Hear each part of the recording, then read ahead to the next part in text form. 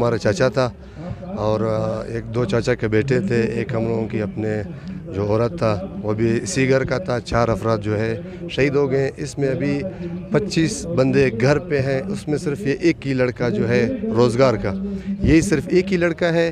अभी इसके घर की इतना बोझ है कि 25 बंदे की बोझ ये बंदा अकेला नहीं उठा सकता है।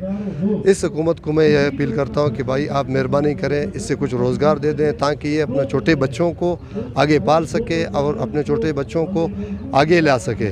तो ये PDMA वाले जो हैं इसको थोड़ा ट्रेनिंग दिया जाए। उसी दिन जो आए थे 10:35 में ये वाक़या हो गया। ये आ गए थे 1:50 पे वहाँ पहुँच गए थे। फिर इसके बाद जो कुएं में उतरता है जो बंदा, वो फिर आधा घंटे बाद आया था। वो बोलता है अभी हमारे साथ मशीन नहीं है, हमारे साथ ये चीज़ नहीं है।